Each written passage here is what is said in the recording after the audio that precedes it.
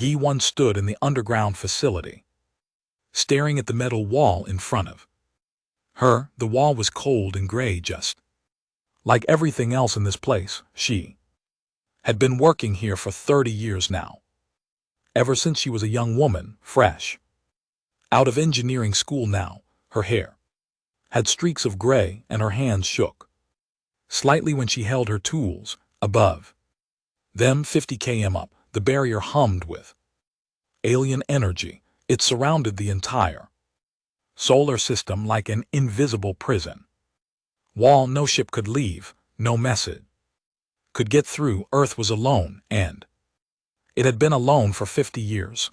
Ji-1 remembered the stories her grandmother told her, stories about the day the aliens came. Everyone had been so excited. First contact with alien life. Humanity would join the great galactic community. They would trade, learn, and explore the stars together. But aliens looked at humanity and saw something different. They saw violence. They saw chaos. They saw a species too dangerous to be allowed among the stars. The Galactic Council held a meeting. 17 species voted. 15 said yes to the quarantine. Only 2 voted to give humanity a chance. It didn't matter. The decision was made. Giant ships arrived at the edge of the solar system. They were massive, bigger than cities. They worked for 3 months building the barrier. When they finished, they left. Earth was sealed inside a cage made of energy that humans couldn't break or pass through. Jan, are you listening? Mino's voice broke through her thoughts. She turned to face him. Mino was younger than her, maybe 40 years old. He commanded what was left of Earth's space fleet, 600 ships that could do nothing but fly around inside their prison. He wore his uniform every day, even though there was no war to fight and no enemy to face except the barrier itself. Sorry, Ji-1 said. I was thinking about the old days. We all do that, mean you replied. He looked tired. Everyone looked tired these days, but I need you focused. The council wants an update on your project. The project, that's what they called it, the secret work that gave humanity its only hope. Ji-1 walked to her workstation and pulled up the plans on her screen. Lines of light showed complex mathematics and engineering designs. This was her life's work, a new type of engine that could break through barriers that shouldn't be breakable. We're close, she said. Maybe 5 more years, 10 at most. Minu nodded. Slowly, 5 years. We might not have 5 years, Ji-1. She knew what he meant. Resources were running low. Earth had 7 billion people, and they were all trapped on one planet and a few colonies. In the solar system, they couldn't expand, couldn't get new materials from outside. The barrier let sunlight through, but nothing else. Food was rationed now. Water was recycled again. And again, fights broke out in the big cities over basic supplies. The government tried to keep order, but it was getting harder every year. We'll make it work, Jan said, though she wasn't sure she believed it. Across the city, in a tall building that still had power, Hana sat in a dark room. She was watching old videos from 50 years ago. She had watched them 1,000 times, but she always came back to them. The video showed a massive chamber.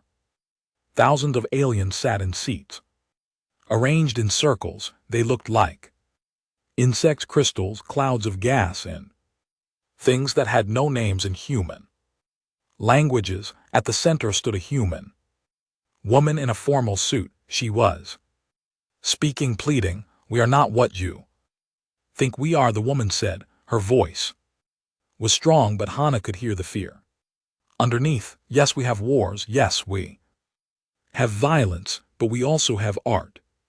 Love, compassion, and the desire to be better. Give us a chance, let us prove ourselves. The camera panned across the alien faces. Some looked bored, some looked disgusted, a few looked curious.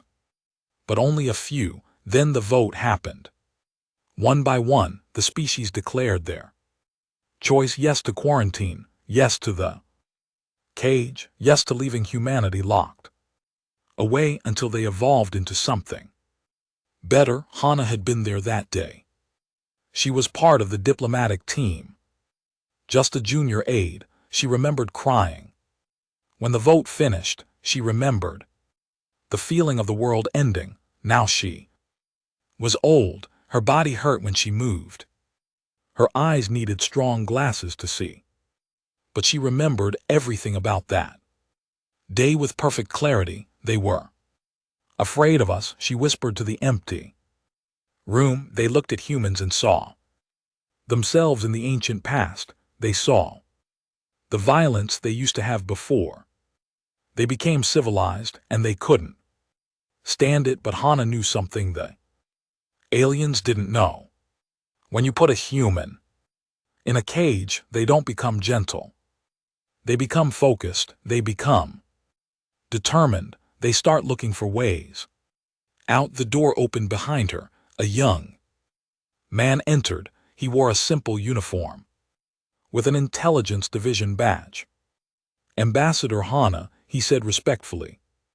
She wasn't really an ambassador anymore, but people still called her that. I have the latest report from the monitoring stations. What did you hear, Junho? She asked. Junho pulled out a data pad. Aliens are still watching us. 3 observer ships at the barrier edge. They send reports back to the council every month according to the transmissions. We've intercepted. They think we're getting weaker. They think the quarantine is working. Hana smiled. It wasn't a nice smile. Good, let them think that. There's more, Junho continued. We picked up another transmission. This one was different. It sounded like curiosity, one of the younger species asking questions about humans, wanting to know more about our history, our culture. Which species? Hana asked. We're not sure. The encryption was different, but they're interested in us. That's something. Hana stood up slowly, her joints aching. She walked to the window and looked out at the city. Lights flickered in some buildings, others were dark to save power. In the distance she could see the launch facility where Jiwon worked. 50 years, Hana said quietly. 50 years since they put us in this cage. They thought we would learn our lesson, become peaceful, beg them to let us out. She turned to look at Junho. But we didn't beg, did we? No, Ambassador, we built. That's right, we built. And soon, very soon, we're going to show them what humans do when you try to chain them down. Deep in the underground facility, Jiwon returned to her work. Her hands moved over the controls with practiced ease. The engine design rotated on her screen. Beautiful and complex, it used principles of physics that the galactic species had declared impossible. They had laws against even researching this type of technology, but humans weren't part of the galactic community. The laws didn't apply to them, and being locked in a cage meant they had nothing to lose. By trying the impossible, Ji-Yun thought about her granddaughter. The girl was 15 now, studying engineering just like Ji-Yun had. She wanted to be a pilot. She dreamed of flying through the stars, visiting other worlds, seeing things no human had ever seen. I'll give you those stars, Ji-Yun whispered. I promise. The work continued, day after day, year after year. Thousands of engineers, scientists and workers, all focused on one goal: break the chains, reach the Stars show the galaxy that humanity would not be kept in a cage. Outside the barrier, the alien observer. Ships floated in the darkness of space. Inside their ships, alien crews watched. Earth through sensors and cameras, they wrote reports about declining human populations, failing infrastructure, and decreasing energy outputs. They saw what they expected to see, a caged species. Slowly dying, they didn't see the truth. They didn't see the fires burning in underground facilities. They didn't see the determination in human eyes. They didn't see the future being built in secret places. The galaxy had made its choice 50 years ago. They chose to chain Earth. Very soon they would learn what that choice had cost them. 35 years had passed since Juan stood in that underground facility, making promises to herself. Now she was an old woman, her body weak and her hands barely able to hold a cup of water, but her mind was still sharp and her work was finally complete. Dejo stood beside her hospital bed holding her hand. He was her grandson, 23 years old, with strong shoulders and steady eyes. He wore a pilot's uniform, dark blue with silver wings on the collar. "It's ready, grandmother," he said softly. "Engine works. All 12 ships are equipped and ready to launch." Jan smiled. Her lips were dry and cracked. "Then go.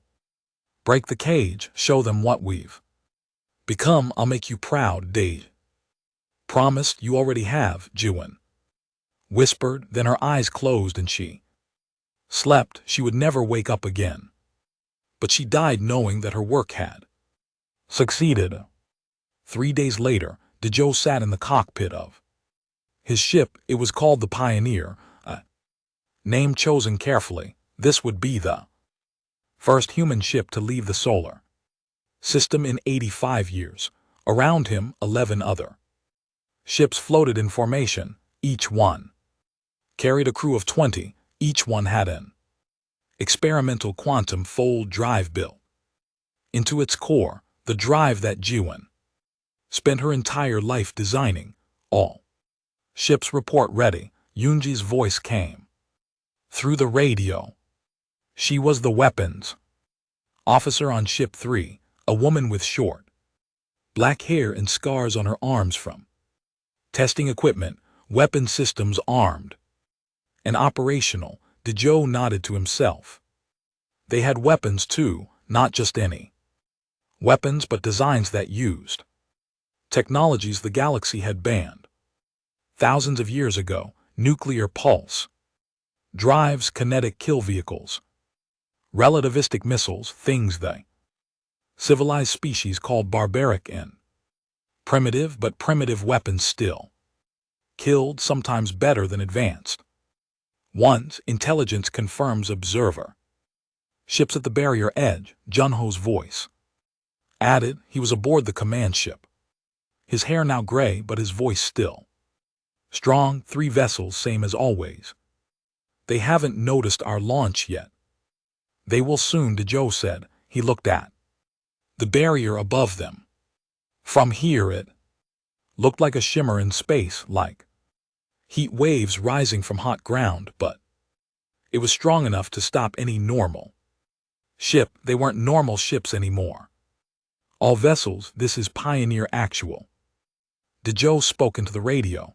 85 years ago, they locked us in a cage. They said we were too dangerous, too violent, too primitive for the stars. Today we prove them right about one thing: we are dangerous. Engage quantum fold drives on my mark. His finger hovered over the control. His heart pounded in his chest. Everything humanity had worked for came down to this moment. Mark the drives activated. Reality twisted around the 12 ships. Space folded in ways that shouldn't be possible. The barrier designed to stop ships moving through normal space suddenly didn't know what to do with ships that moved through folded dimensions. The Pioneer lurched. Alarm screamed. Joe's stomach felt like it was turning inside out. Colors that didn't exist flashed across his vision. Then suddenly everything was calm. He looked at his instruments. They showed open space, no barrier. He looked out the window and saw stars that hadn't been visible from Earth in 85 years. "We're through," he whispered. Then louder, "We're through, all ships. Report status." One by one the other ships confirmed. All 12 had made it. They were outside the barrier. They were free behind them, inside the barrier. Alarms began blaring across every human facility. People ran to observation station. They looked at the sensors and couldn't believe what they showed. Ships had left. The cage was broken on Earth. In a government building, people started crying, some from joy, some from fear, some from relief so deep it hurt. But outside the barrier, the real work was beginning. The alien observer ships detected the breach within seconds. Their sensors screamed warnings. Impossible readings flooded their systems. Ships had appeared where ships couldn't be. Technology had done what technology shouldn't do. Inside the lead observer ship, a Rick's commander stared at her displays. She was insect-like with multiple eyes and clicking mandibles. Her species had voted yes to the quarantine all those years ago. Send immediate alert to the council. She clicked in her language. The humans have escaped containment. Repeat, containment is breached. But before her communications officer could send the message, 12 new contacts appeared on their sensors. Human ships surrounding them in a perfect formation, weapons charged and ready. Dajo's voice came over all frequencies, speaking in the common galactic language that Jono had taught him. "Attention, Vix vessels. You have watched us for 85 years. You have studied us like animals in a cage. You have reported our suffering to your masters. Now you will take a new message back to the council. Tell them this: humanity is free. We will not ask permission to travel the stars. We will not beg for acceptance. We are coming, and nothing you build can stop us." Vic's commander wanted to respond to threaten to do something, but 12 human ships had weapons locked on her 3 vessels. Weapons that her sensors couldn't fully identify. Weapons that looked primitive but somehow also terrifying. She said nothing. She simply recorded the message and began calculating the fastest route back to council space. "Let them go," Yunji said over the radio. "Let them carry the message." Dajo agreed. The Vic ships turned and ran, their engines burning at maximum as they fled toward the nearest hyperspace lane. The 12 human ships hung in space, finally free of their cage. The crews cheered, some laughed, some cried. They had done what seemed impossible, but Junho's voice cut through the celebration. "All ships be advised, we're picking up transmissions across all galactic frequencies. News is spreading fast. The council is aware of the breach. They're already calling emergency meetings. Let them meet," Dajo said. "Let them talk. Let them be afraid while they sit in their chambers and debate what to do. We'll be spreading across the stars." And that's exactly what humanity did. The 12 ships split up, each heading to a different nearby star system. They carried fabrication equipment, supplies, and the knowledge to build more ships. Within 6 months, there were 50 human ships exploring the galaxy. Within a year, there were 200. They didn't move through The old hyperspace lanes that the galaxy controlled, they used quantum fold drives that jumped them through folded space, bypassing all the checkpoints in border stations. The galaxy watched in growing panic as humanity spread like wildfire, not attacking but present, observing, recording, building bases on unclaimed worlds and asteroids. In the Grand Council chamber, the same place where humanity's fate was sealed. 85 years ago, emergency meetings happened every day. The Rick's Queen stood at the center, her voice clicking. With anger, we must destroy them. Immediately, send the full fleet. Eliminate every human ship before they grow stronger, but a crystalline therm representative shook with uncertainty. Our intelligence says they have weapons we don't understand, technologies we banned, nuclear weapons, kinetic bombardment, things we abandoned as barbaric weapons are still just weapons. The Vix Queen clicked.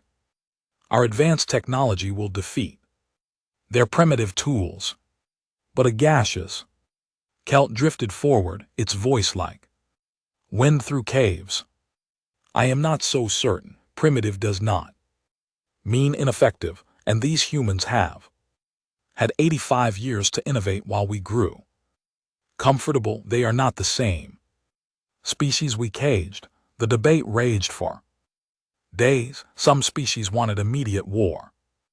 Others wanted to negotiate. A few, the younger species who hadn't voted on the original quarantine, quietly suggested that maybe humanity deserved their freedom. Meanwhile, human ships continued to spread.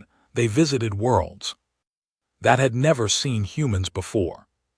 Sometimes they were met with fear, sometimes with curiosity, but always they delivered the same message: we are humanity. We were imprisoned by the Council for 85 years. We broke free. We ask nothing from you except to be left alone to explore as we wish. But if you threaten us, if you try to cage us again, you will learn what we became in the darkness. The galaxy was changing. The old order, the comfortable peace enforced by the Council, was cracking.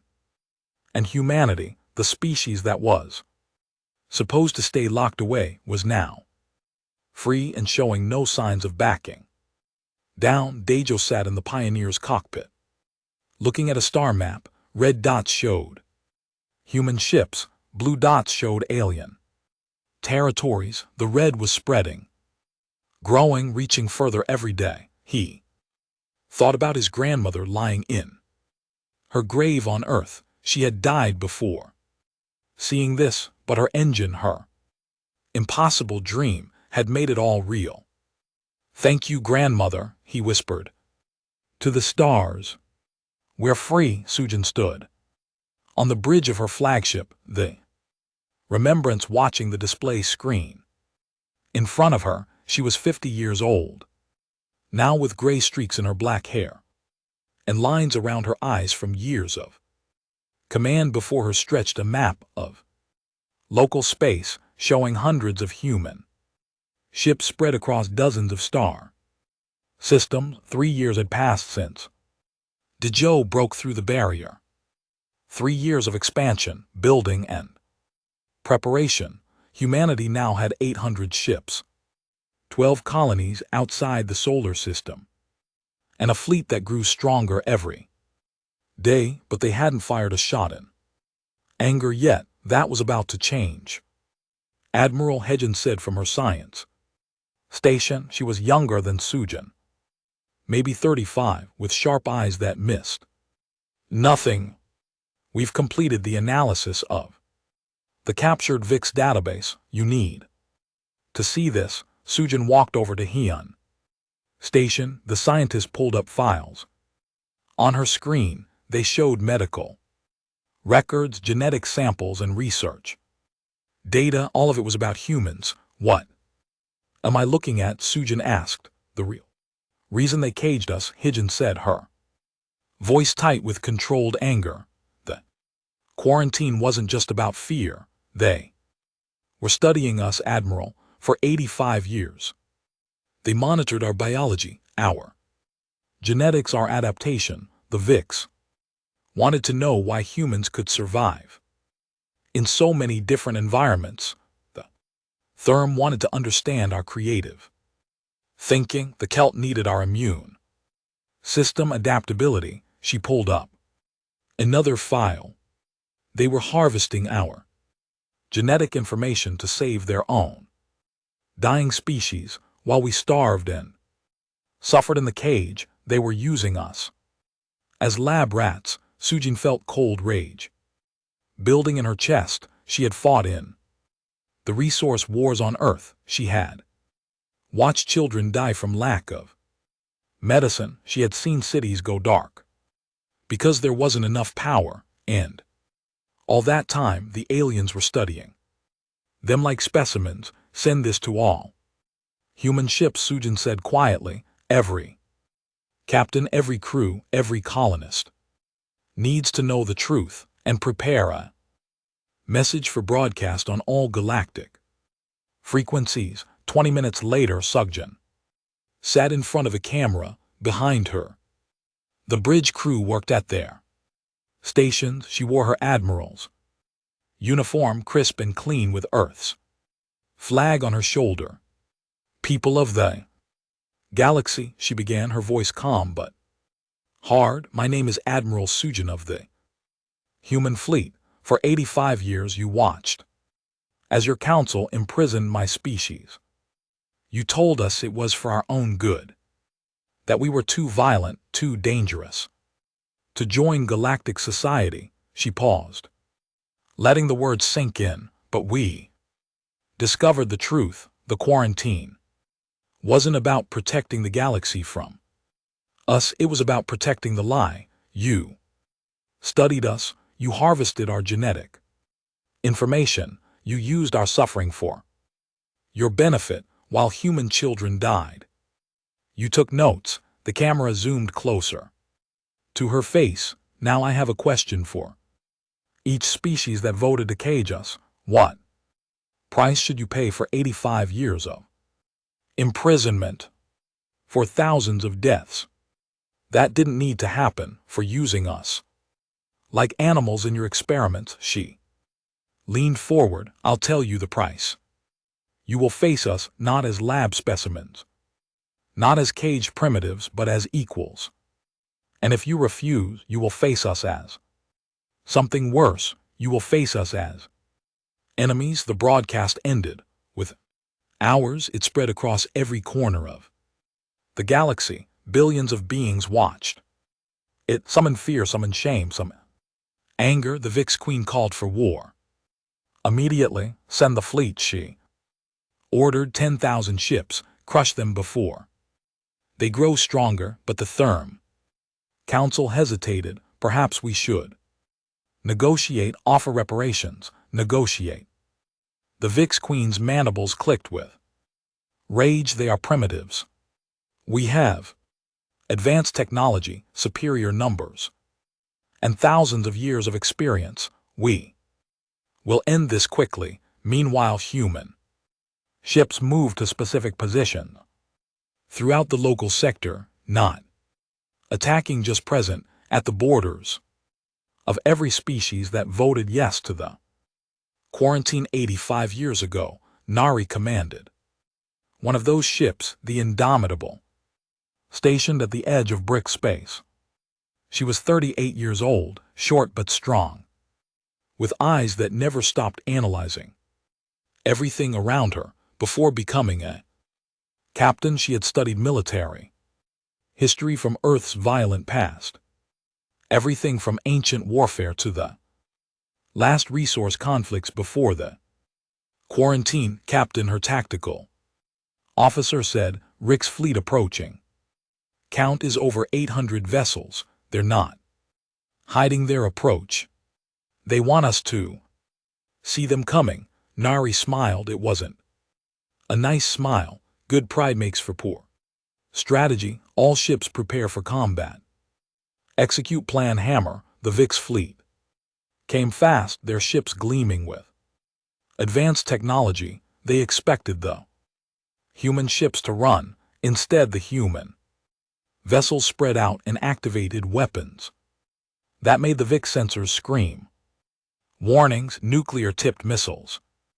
Launched by the hundreds, kinetic kill. Vehicles accelerated to relativistic speeds, electromagnetic pulse weapons. Charged, these were technologies the galaxy had abandoned as crude and barbaric, but crude weapons still killed. And barbaric tactics still won battles. The VIX fleet tried to intercept the missiles with energy shields and point defense lasers. It worked at first.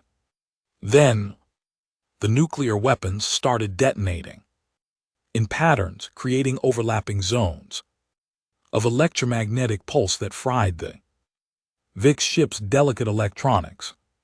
Their shields are down, Nari's tactical officer shouted. Multiple enemy vessels disabled, hit them with kinetic weapons. Nari ordered, no mercy, no hesitation. They caged us for 85 years. Today they learn what that cost them. The kinetic weapons struck like the fist of an angry god, solid metal projectiles moving at a significant fraction of light speed. When they hit a VIX ship, they didn't just damage it, they vaporized it. The advanced armor designed to stop energy weapons did nothing against simple mass. Moving at impossible speeds, in 10 minutes 300 VIX ships were destroyed or disabled. The rest tried to retreat, but human ships followed, hunting them down one by one. On VIX Prime, the home world of the insectoid species, the Queen watched the battle reports with growing horror. Impossible. The humans should have lost. They should have run. They were primitives with crude weapons, but those crude weapons were tearing her fleet apart. Similar battles happen across a dozen star systems everywhere. The old council species tried to fight. They met human fleets that fought with tactics and weapons they hadn't seen in millennia. Tactics they had forgotten how to counter. In the underground colonies of Rix-controlled worlds, a different kind of battle was beginning. Sunwa moved through the dark tunnels, leading a group of resistance fighters. These weren't humans. They were members of younger species that the VIX controlled, species that had been watching humanity's fight with great interest. The supply depot is ahead, Sunwa whispered. He was 29 years old, trained in guerrilla warfare tactics that Earth's armies had perfected during the resource wars. Remember, no killing unless necessary. We're here to disrupt their logistics, not to become murderers. One of the alien resistance fighters, a being with scales and multiple arms, clicked nervously. The humans could kill them all. Why do you hold back? Sunwa looked at the alien fighter. Because killing everyone isn't the goal. Justice is the goal, and justice means being better than those who wronged you. They hit the depot fast and hard, disabling the guards with stun weapons and destroying supplies. Then they broadcast a message to the local population. The VIX Empire is falling. The old order is crumbling. Rise up. Take your freedom. Humanity stands with you. It was happening across VIX space. Rebellion, uprising, chaos. Species that had been controlled by the VIX for generations suddenly saw opportunity. If humanity could break free from the council, maybe they could too. The war lasted 3 months, not 3 years, not 3 decades, 3 months. The VIX fleet, once the largest military force in the galaxy, was reduced to a fraction of its original size. Their colonies were in rebellion. Their economy was collapsing. And human ships sat at the edge of their home system, weapons charged, waiting.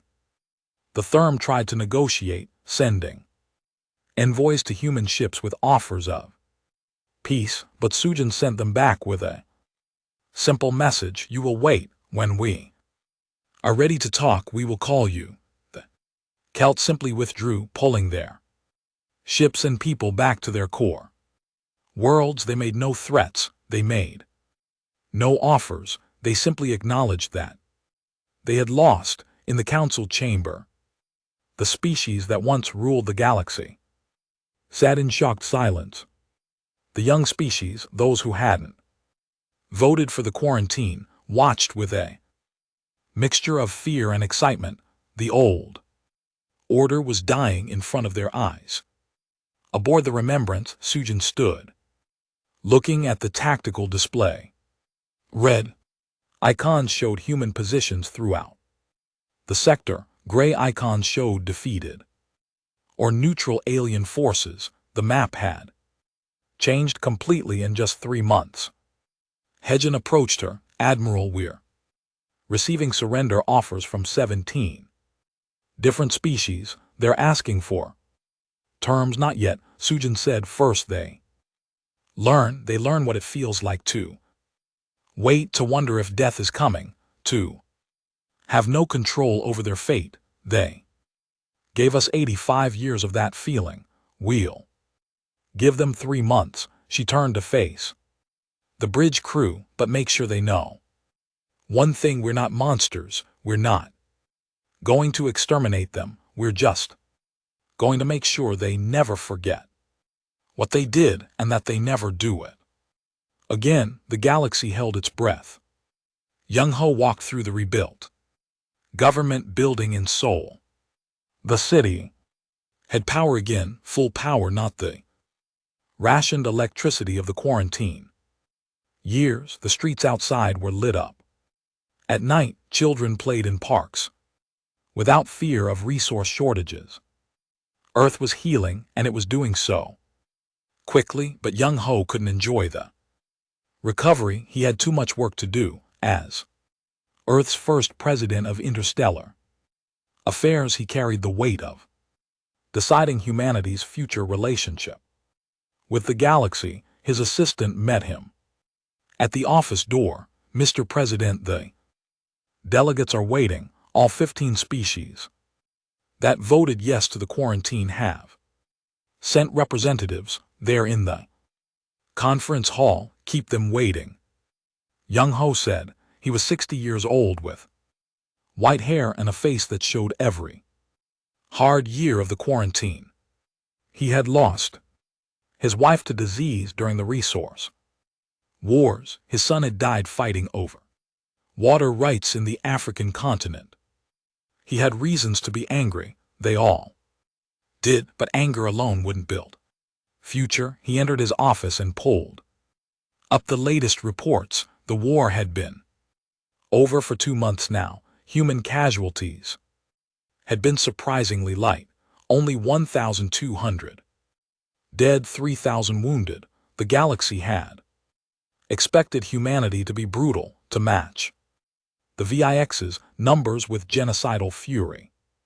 Instead, humanity had been precise, tactical. They destroyed military targets and disabled enemy ships, but avoided civilian casualties wherever possible. When VIX colonies surrendered, human forces provided medical aid and food supplies. When rebellion broke out on THRM worlds, human advisors helped the rebels establish fair governments. It confused the galaxy. Primitives weren't supposed to show restraint. Violent species weren't supposed to care about civilian lives, but humans remembered what it felt like to be powerless, to be hungry, to watch loved ones die. They wouldn't inflict that on others if they could avoid it. Young Ho's screen showed another report, this one from Nari. Her ship was still positioned at the edge of VIX space maintaining the blockade. The VIX military was shattered, but small groups still hid in asteroid fields and outer system bases. Admiral Nari reports the last VIX holdout has surrendered, his assistant said. VIX Queen is requesting an audience with you directly. Denied, Young-ho said. She can wait with the other delegates. 2 hours later, Young-ho entered the conference hall. 15 groups of alien delegates sat around a massive table. They represented the species that had voted to cage humanity 85 years ago. Some looked defiant, some looked afraid. Most just looked tired. The VIX Queen sat at one end, her insectoid body rigid with barely controlled fury. Beside her, a crystalline representative flickered with nervous light. The Kel delegate was a cloud of gas contained in a pressure suit. Young-ho sat at the head of the table. He didn't speak. Immediately, he just looked at each delegate one by one, letting the silence stretch. Finally, the VIX Queen clicked her mandibles. You called us here. State your terms. Human terms, Young-ho said softly. You think this is a negotiation? What else would it be? The Queen clicked. You won the war. We accept defeat. Now we discuss the terms of surrender and move forward. Young-ho leaned back in his chair. Before we discuss moving forward, I want you all to understand something. For 85 years, my species suffered, children died, cities went dark, families were torn apart, and all of that happened because you decided we were too dangerous to be free. He stood up and walked around the table slowly. But here's the interesting part. In those 85 years, we didn't become less dangerous. We became more dangerous. We innovated in ways you never imagined. We built weapons you abandoned. We developed tactics you forgot. We turned the cage you built into a forge that made us stronger. The Therm representative flickered. We accept responsibility for our mistake. We offer reparations, technology transfers, territory, whatever you require. What I require, Young-ho said, stopping behind the VIX Queen's chair, is for you to understand what you did. Not as policy, not as history, but as living memory that you'll carry forward. He placed his hand on the table, and a holographic display appeared. It showed Earth during the darkest years of the quarantine, children with hollow eyes, empty cities, people fighting over scraps, medical facilities without medicine, schools without power. This is what you created, Young-ho said. Every delegate in this room voted for this. Your species watched us suffer and did nothing. Some of you even studied us, used our genetic information while we died. The Kel delegate suit speaker crackled. We cannot undo the past. No. Young-ho agreed, but you can pay for it. And you will. He returned to his seat and pulled up a document. These are humanity's terms. First, complete dissolution of the Galactic Council as it exists. The old power structure is finished. Several delegates tried to speak at once, but Young-ho raised his hand for silence. Second, reparations. Each species that voted yes will pay based on your ability, technology, resources, manufacturing capacity. You'll help rebuild Earth and establish human colonies. This will take 50 years. Minimum 50 years. The VIX Queen clicked in outrage. That's less than what you gave us. Young-ho cut her off. 50 years is mercy considering we suffered for 85. Should I reconsider? The Queen fell silent. Third, Young-ho continued. No species may ever restrict another species' access to space. No more Cages, no more quarantines if you have a problem with a species, you deal with it diplomatically or not at all. He pulled up another document. Fourth, human observers will be placed on each of your home worlds. They'll monitor your governments, your militaries, your policies. If we see you trying to rebuild the old power structure, there will be consequences. You're making us into prisoners, the Therm representative said. No, Young Ho replied, we're making you accountable. There's a difference. T-Jun stood near the door, listening to the terms being laid out.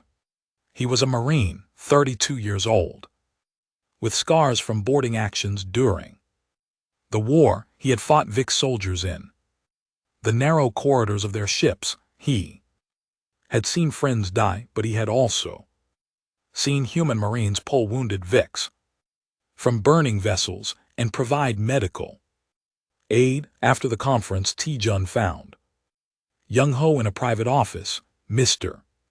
President, can I speak freely? Always, Young Ho said. The terms are harsh. Some people wanted harsher. They wanted the Vics extinct, the Therm scattered. They wanted revenge. I know. Young Ho said, I wanted revenge too. Part of me still does, but you're not taking it. T-Jun said. Why? Young Ho was quiet for a moment. Because revenge is easy, building something better is hard. If we exterminate the Vics, what do we become? If we turn the Therm into refugees, how are we different from the council that caged us? He stood and walked to the window, looking out at the city lights. We have power now, Tai. Real power, the kind that can destroy civilizations or build new ones, and the choice we make now will define humanity for the next 1,000 years. So we show mercy, Taeyeon asked. We show strength. Young Ho corrected. Real strength, not the kind that comes from weapons or ships, the kind that comes from being better than those who hurt you, the kind that builds instead of destroying. Back in the conference hall, the delegates were still arguing among themselves. Some wanted to refuse the terms and keep fighting. Others argued for acceptance. The Vic's queen clicked her mandibles and thought. She had ruled for 300 years, leading her species with an iron claw. She had never surrendered, never bowed, never shown weakness, but she looked at the human guards by the door, young soldiers with weapons they barely understood how to use 3 years ago. Now they had defeated the greatest military force in the galaxy in 3 months. I accept the terms, she clicked. Quietly, one by one, the other delegates agreed. They had no choice. Alternative was more war, and they had seen what happened when humanity fought. Later that night, Young Ho met with his military council. Sujin was there via hologram from her flagship. Nari appeared from her patrol zone. Other admirals and generals filled the room. They accepted, Young Ho reported. All 15 species. The terms are locked in. What about enforcement? Sujin asked. The Vics will try to rebuild their military. The Therm will look for loopholes. Let them try, Young Ho said. We in LT, UNC and GT, LL have observers everywhere, and more importantly, we've changed the galaxy's perception. The younger species watched us break free and win a war. They saw us show restraint when we could have shown cruelty. They're looking to us for leadership now, not to the old council. Nari's image nodded. My intelligence reports confirm it. 3 species have formally requested human protection. 12 more have asked for trade agreements. The old power structure is dead. We just need to make sure nothing worse replaces it. That's the hard part. Young Ho said, tearing down an empire is easy, building something better takes work. He looked around the room at the officers and advisors. We won the war in 3 months, but the real test is what comes next. We have to build a new galactic order, one based on freedom, not fear, on justice, not power, and we have to do it while the old powers watch and wait for us to fail. Sujin smiled on the hologram. Mr. President, we broke through a barrier that was supposed to be unbreakable. We built a fleet from nothing. We won a war against impossible odds, building a better galaxy. That's just another impossible task, and humans are good at those. 5 years had passed since the war ended. Ju sat in her office on the orbital station above Earth, reviewing the latest reports from across the galaxy.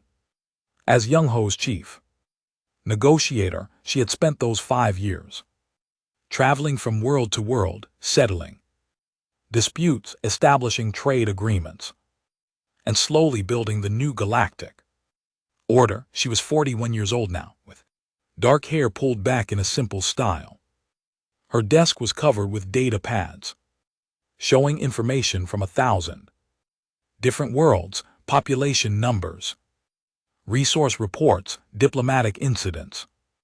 The work never stopped. Ambassador Jiu, her assistant, called from the door.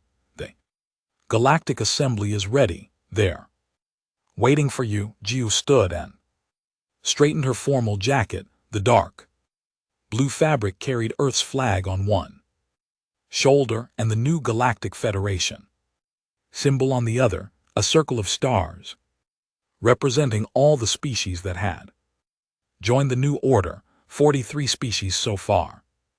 More were applying every month. She walked through the station corridors toward the assembly hall. 5 years ago, the station hadn't existed. Now it was the center of galactic government, a massive structure built by combined effort from dozens of species.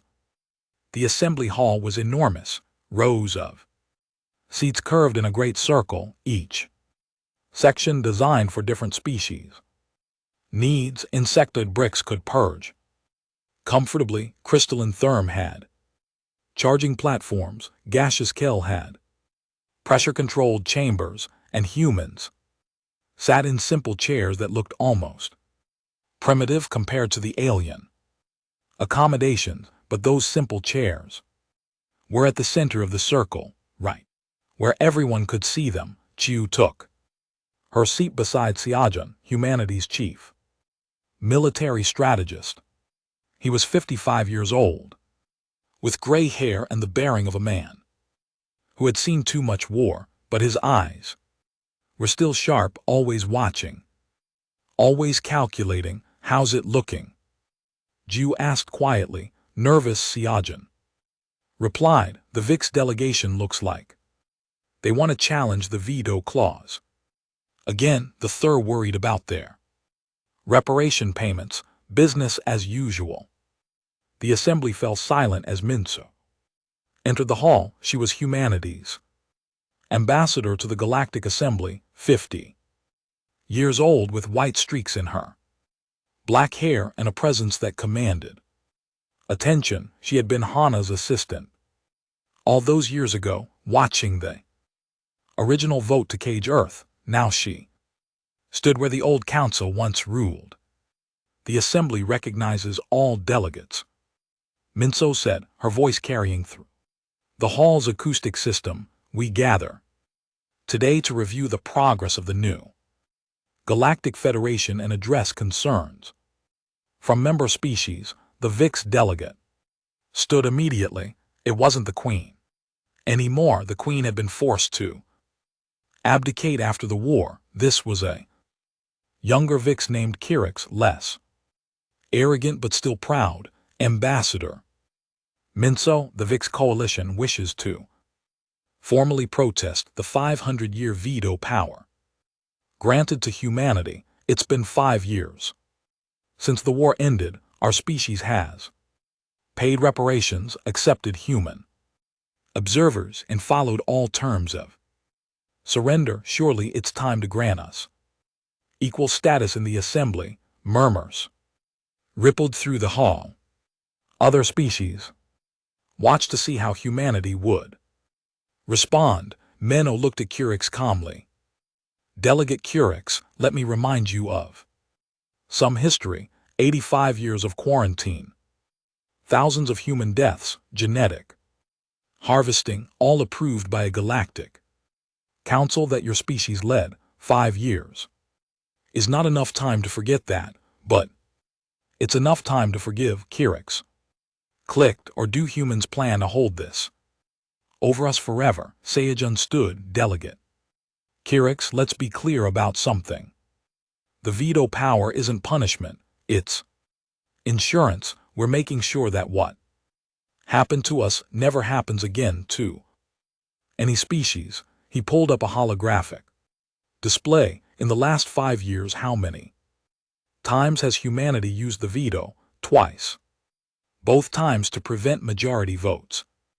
That would have restricted a younger species expansion rights. Both times we protected species that would have been caged just like we were. The display showed 2 votes. One had been a council attempt to quarantine a species called the wren because they were too aggressive. The other had been a proposal to limit a species called the beck to their home system because they were developing too quickly. Both times humanity had said no, and because of the veto clause, no became the final answer.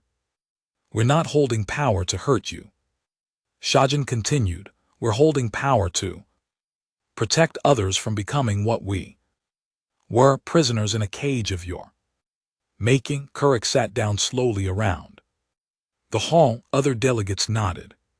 The wren delegate, a species that looked like crystallized fire, stood and bowed toward the human section. The wren people thanked humanity for their protection. Without your veto, we would be caged. Today, male waited for silence, then continued. This assembly was created to ensure freedom for all species. The right to travel, the right to expand, the right to develop without fear of imprisonment. Those rights are absolute, and humanity will protect them for 500 years, if necessary, or longer. A Therm delegate flickered with light. Ambassador, the Therm Collective wishes to address the reparation schedule. The payments are straining our economy. Jew stood this time. Delegate Therm, your economy is strained because you spent 3,000 years exploiting younger species through unfair trade agreements. Humanities auditors have reviewed your financial records. You can afford the reparations. You simply don't want to reduce your profit margins. The Therm flickered with what might have been embarrassment. However, Jew continued, if you wish to discuss payment restructuring, my office is open. We're not interested in destroying your economy. We're interested in justice. There's a difference. The debate continued for hours. Species raised concerns. Humanity addressed them. Some issues were resolved immediately. Others were scheduled for future discussion. The assembly was slow, inefficient, and often frustrating, but it was fair, and that was new for the galaxy. After the session ended, Mincio stood on the observation deck of the station, looking down at Earth. The planet was beautiful, green and blue and white. Hard to believe it had been a prison not so long ago. Young Ho joined her. He was 65 now, with white hair and a cane to help him walk, but his mind was still sharp. Long day? He asked. Always, Mincio replied. The Vix want equal status. The Therm want to pay less. The Kelt want to expand into systems. Humanity Claimed, same arguments, different day. That's democracy, Young Ho said with a slight smile, messy, loud, and slow, but it works, does it? Minso asked.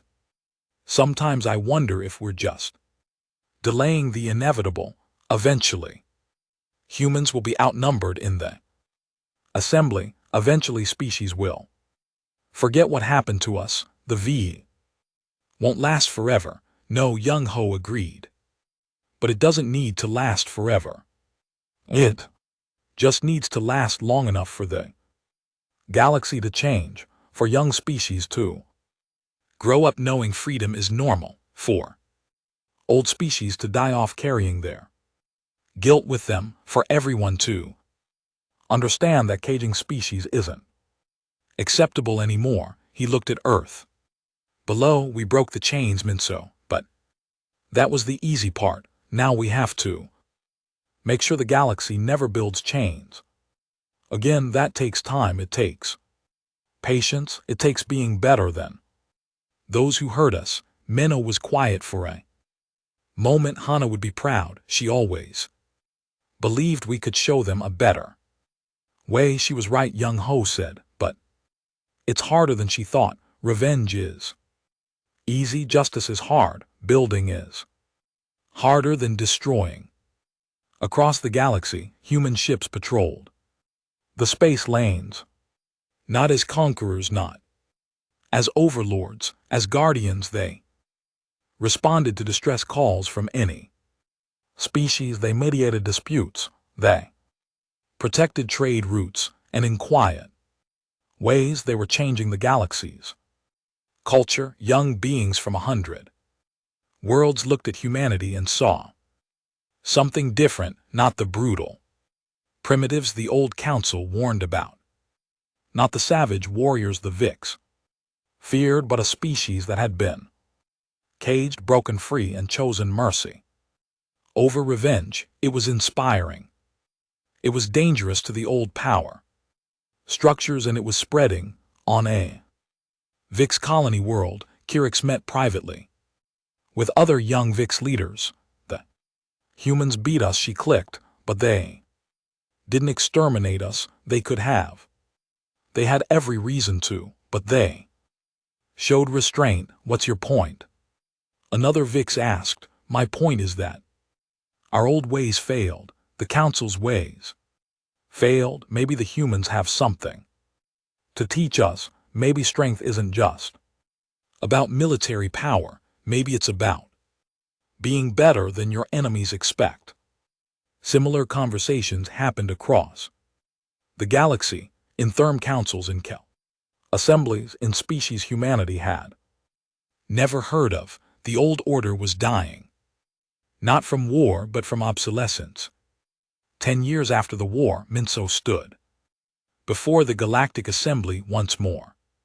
But this time she carried a different message. People of the galaxy, she said, her voice carrying to every seat.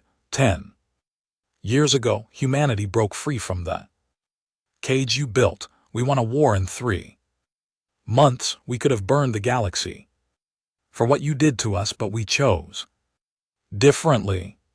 She paused, looking around the hall at the hundreds of delegates from dozens of species. We chose to build. We chose to create something better, not just for humans but for everyone. A galaxy where no species is caged, where no council decides who deserves freedom, where rights aren't granted by the powerful to the weak, but protected by all for all. This isn't charity, she continued. This is justice.